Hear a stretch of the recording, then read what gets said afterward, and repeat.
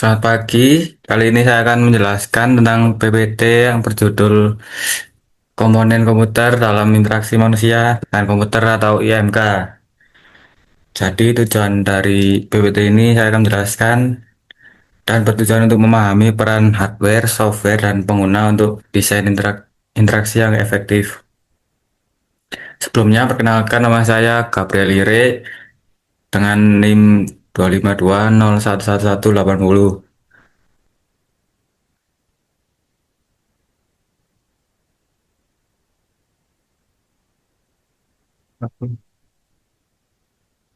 Jadi awal apa itu interaksi manusia dan komputer atau disingkat IMK? Itu adalah disiplin ilmu yang mempelajari desain, evaluasi, dan implementasi sistem interaktif untuk digunakan oleh manusia yang bertujuan menciptakan teknologi yang dapat digunakan, menciptakan teknologi yang berguna, dan menciptakan teknologi yang memuaskan.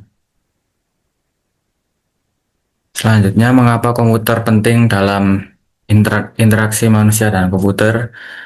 Yang pertama, komputer adalah tools atau alat yang memediasi aktivitas manusia. Selanjutnya, evolusi antar muka komputer, yaitu ada Command Line Interface atau CLI, Graphical User Interface atau GUI. Selanjutnya ada Natural User Interface atau NUI. Selanjutnya ada klasifikasi komponen komputer untuk IMK yang dibagi menjadi tiga, yaitu perangkat keras atau hardware yang digunakan untuk input, output, proses, dan penyimpanan. Selanjutnya ada perangkat lunak atau software yang terdiri dari sistem operasi, driver, dan aplikasi. Selanjutnya ada perangkat jaringan atau network untuk interaksi jarak jauh dan kolaborasi. Selanjutnya kita akan menjelaskan menjadi 7 bagian. Yang bagian pertama pendahuluan, kedua perangkat keras input, selanjutnya perangkat keras output, CPU, memori, dan penyimpanan, selanjutnya perangkat lunak, aspek manusia dan ergonomi, dan yang terakhir tren masa depan dan penutup. Oke, kita bahas perangkat input jembatan dari manusia ke komputer. Input mengubah aksi fisik manusia menjadi sinyal digital. Karakter, karakteristik IMK yang baik yaitu feedback, taktil, atau audio atau visual harus cepat dari kurang dari 100 milisecond. Jenis-jenis perangkat input ada keyboard, mouse, touchscreen, mikrofon, kamera, dan sensor. Selanjutnya ada keyboard dan prinsip ergonomis, yaitu kita menggunakan desain QWERTY yang sehari-hari kita pakai, yaitu warisan mesin ketik, tapi ini bukan paling efisien untuk IMK, namun sudah menjadi standar global. Jadi aspek yang perlu diperhatikan adalah layout tombol, ukuran, jarak antar tombol, tekanan yang dibutuhkan saat menekan, dan ada risiko carpal tunnel syndrome jika postur tangan salah. Selanjutnya ada mouse dan perangkat penunjuk atau pointing device. Hukum Fitch, waktu mencapai target sama dengan fungsi, jarak, dan ukuran target. Digunakan untuk desain menu atau ikon yang efektif. Jenis perangkat penunjuk, contohnya ada mouse optik, trackball, touchpad, dan joystick. Aspek yang mempengaruhi adalah kecepatan klik ganda, akurasi drag and drop. Selanjutnya layar sentuh atau touchscreen, yaitu interaksi langsung. Prinsipnya direct manipulation, objek di layar langsung disentuh. Jenis teknologi ada resistif, membutuhkan tekanan, dan ada kapasitif, yaitu menggunakan kapasitansi listrik tubuh. Tapi perangkat ini juga punya kelemahan, yaitu tidak ada tactical feedback kecuali haptik, dan ada Gorilla Arm Syndrome untuk penggunaan lama. Contoh ATM, smartphone, kios informasi. Selanjutnya ada input suara dan atau perintah vokal. Contohnya mikrofon dan automatic speak recognition atau ASR. Aspek IMK yang mempengaruhi akurasi yaitu tingkat kebisingan lingkungan, aksen dan dialek pengguna, lalu kecepatan bicara. Aspek IMK aplikasi yaitu virtual assistant, contohnya ada Siri, Google Assistant. Lalu ada dikte medis, perintah handsfree, tapi juga memiliki keterbatasan yaitu privasi dan tidak cocok untuk lingkungan yang ramai. Selanjutnya ada input gerak dan biometrik. Input gerak, contohnya kamera depth, Kinect, dan lip motion, menangkap gestur tubuh, wave atau swipe udara. Selanjutnya ada input biometrik, yaitu sidik jari, pemindai iris, sensor EKG untuk autentikasi. Tantangan IMK yaitu latensi atau keterlambatan respon, jangkauan deteksi, privasi data biometrik. Perangkat selanjutnya perangkat input spesialis untuk disabilitas.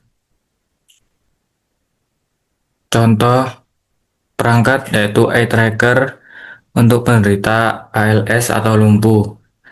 Ada sip and puff menggunakan hembusan udara. Dan ada tombol besar untuk keterbatasan motorik dan braille keyboard untuk tunanetra. Standar yang digunakan yaitu WCAG atau Web Content Accessibility Guidelines. Selanjutnya ada perangkat output, yaitu memberikan informasi ke manusia. Output mengubah data digital menjadi rangsangan yang bisa ditangkap indera manusia. Aspek yang penting ada resolusi, kecepatan refresh, akurasi warna, dan latensi waktu tunda. Selanjutnya ada monitor atau display, yaitu jendela utama interaksi. Karakteristik monitor mempengaruhi IMK, yaitu ukuran diagonal dalam bentuk inci. Selanjutnya ada resolusi 180p, 4K atau 8K. Selanjutnya ada rasio aspek 16:9, 21:9. Lalu ada juga refresh rate mulai dari 60 Hz, 120 Hz, dan 240 Hz. Aspek kenyamanan yaitu jarak pandang yang tepat sekitar 50-70 cm, perlindungan mata dari blue light, dan anti glare atau anti silau. Dan juga ada teknologi yaitu LCD, OLED, dan e-ink. Selanjutnya ada antarmuka display untuk realitas virtual atau biasanya VR atau AR. VR adalah virtual reality, yaitu headset menutup pandangan dari dunia nyata, butuh refresh rate lebih dari 90 Hz untuk hindari motion sickness, contohnya Oculus Quest dan HTC Vive. Selanjutnya ada AR, augmented reality, yaitu overlay informasi di dunia nyata, contohnya Microsoft HoloLens dan AR di HP. Tapi juga memiliki kekurangan yaitu latensi akurasi pelacakan, dan kenyamanan pemakaian. Selanjutnya ada output audio, suara sebagai antarmuka. Jenis perangkat ada speaker, headset, ataupun conduction headphone. Earcones adalah suara ikonik untuk event tertentu. Sonification adalah mengubah data menjadi suara.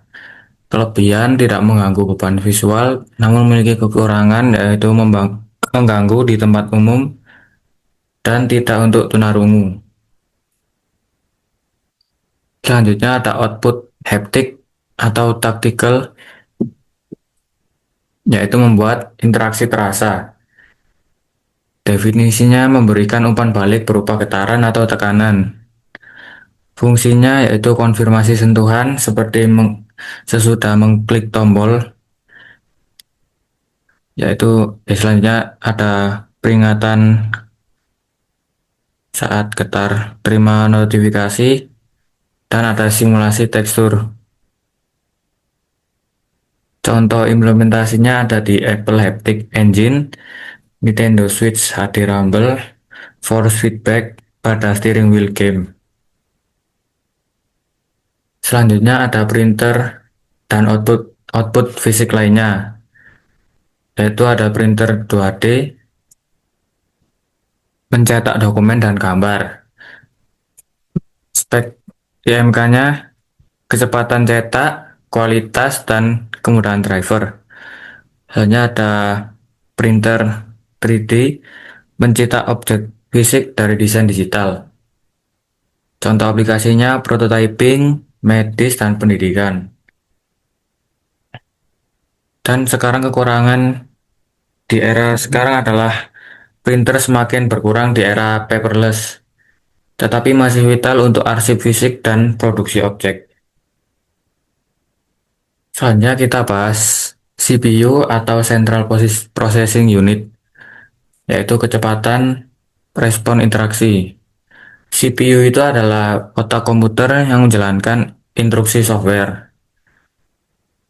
Jadi mempengaruhi kecepatan pada latensi. Nah, jika CPU lambat, interaksi maka akan terasa lemot, dapat menyebabkan frustasi pengguna. Contohnya ada multi-core prosesor memungkinkan multitasking, contohnya mengetik sambil render video. Selanjutnya ada RAM atau Random Access Memory, yaitu memori kerja untuk kelancaran interaksi. Jadi RAM itu menyimpan data sementara dari program yang aktif. Dampaknya yaitu RAM cukup mencegah tracing atau komputer sibuk memindah data, interaksi jadi lambat.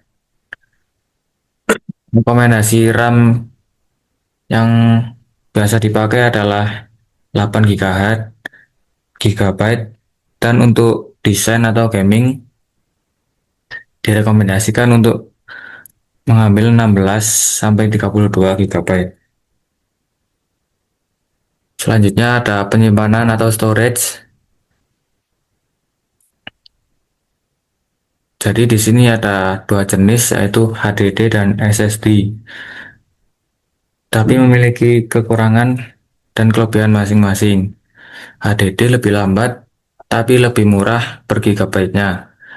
SSD memiliki kecepatan yang 10 kali lebih cepat, tapi lebih mahal. Pengaruh terhadap IMK yaitu waktu booting system, waktu membuka aplikasi, dan kecepatan baca atau tulis file. Faktanya SSD modern dapat mengurangi waktu load hingga 80% dibanding HDD. Selanjutnya untuk GPU atau Graphic Processing Unit, yaitu memproses rendering grafis atau GUI modern, animasi, transparansi, dan video. Tanpa GPU yang memadai, CPU akan terbebani hingga terasa lag atau patah-patah. Pentingnya untuk VR, AR, game modern, atau desain grafis. Selanjutnya ada software, yaitu software adalah kumpulan instruksi yang memberitahu hardware apa yang harus dilakukan. Tanpa software, hardware hanyalah benda mati yang tidak berguna. Selanjutnya ada sistem operasi, yaitu sistem operasi mengelola input dari keyboard atau mouse. Selanjutnya ada eksekusi aplikasi, hanya ada output ke layar. Contoh OS yang populer adalah Windows, Mac OS, Linux, Android, dan iOS.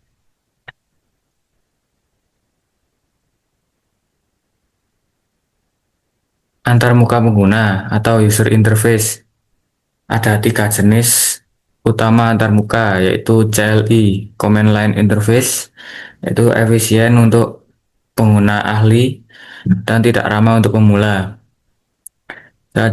Selanjutnya ada GUI atau Graphical User Interface.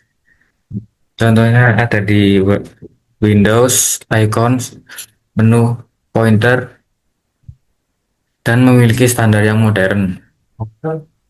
Selanjutnya ada Natural User Interface atau NUI, yaitu sentuhan, suara, dan gestur.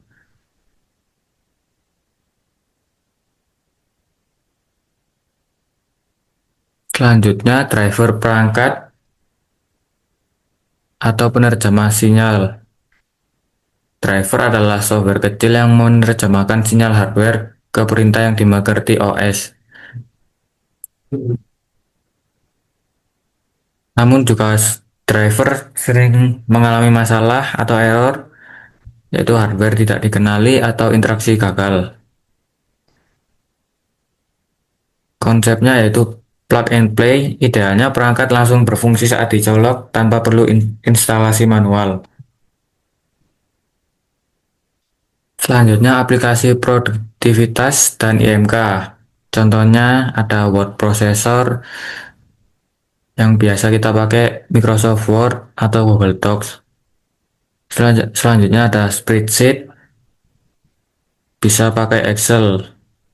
Selanjutnya ada email client, pakai Outlook atau Gmail. Fitur yang penting yaitu ada Control Z untuk undo dan Control Y untuk redo. Ada fitur auto save, template untuk efisiensi, feedback visual yang jelas. Selanjutnya ada perangkat lunak kolaboratif, yaitu interaksi jarak jauh. Contohnya Zoom, Microsoft Teams, Google Meet, Slack, Discord, dan Google Docs untuk real-time editing. Aspek yang perlu diperhatikan yaitu latensi jaringan, share kursor atau kursor bersama, lalu ada notifikasi yang tidak mengganggu, dan penanganan konflik saat edit bersama. Lalu ada browser web sebagai platform interaksi. Browser adalah OS di atas OS, mengimplementasikan HTML, CSS, atau JavaScript.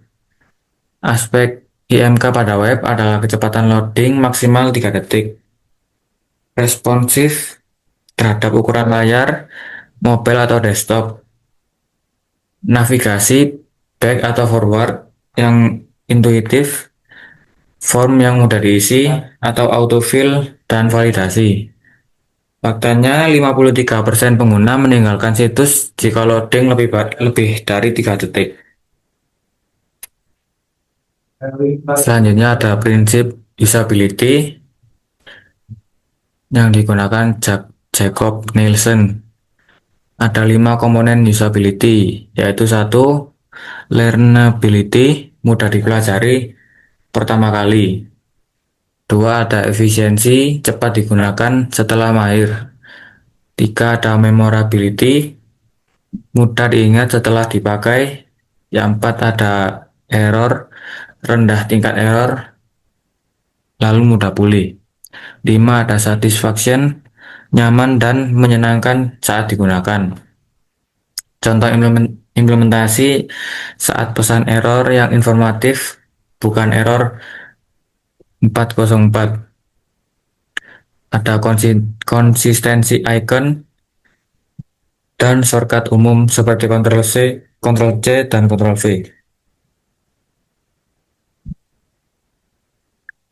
Lalu keterbatasan manusia yang harus dikenali komputer. Memori. Working memory hanya 7 sampai 2 item. Desain antarmuka harus meminimalkan beban memori. Ada perhatian atau attention, tidak bisa fokus pada banyak hal sekaligus. Hindari notifikasi berlebihan. Selanjutnya ada persepsi, butuh kontras warna yang cukup, ukuran font minimal 12 untuk keterbacaan.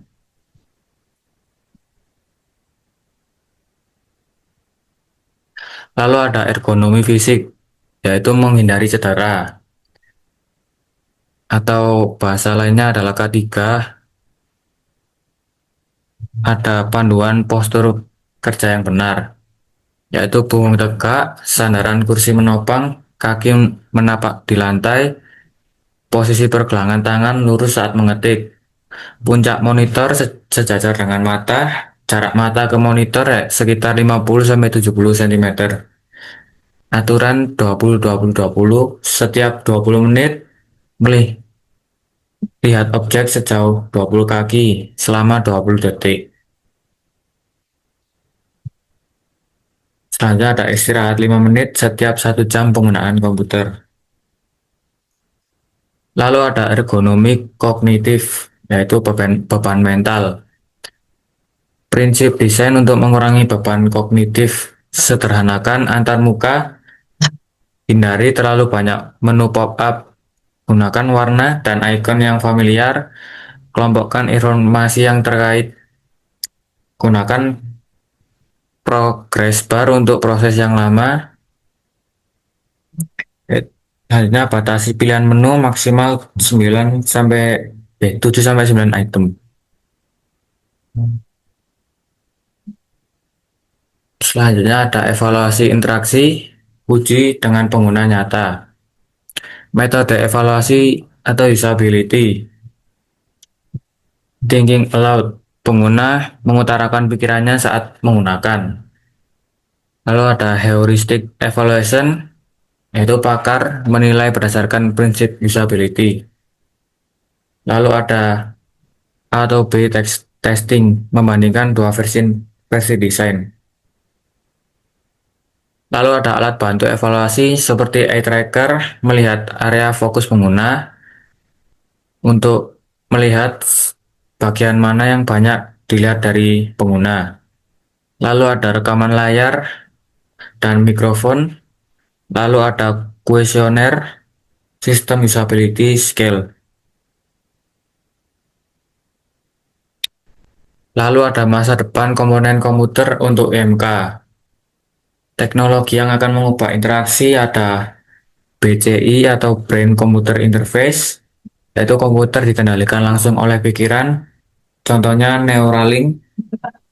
Lalu ada affective computing, yaitu komputer membaca emosi dari ekspresi wajah atau suara. Lalu ada wearable computing, komputer yang dapat dipakai seperti smart glasses dan smart ring. Yang terakhir ada Tangible User Interface atau TUI, yaitu objek fisik sebagai antarmuka digital. Sekian presentasi dari saya. Mohon maaf jika ada salah kata. Sekian, terima kasih.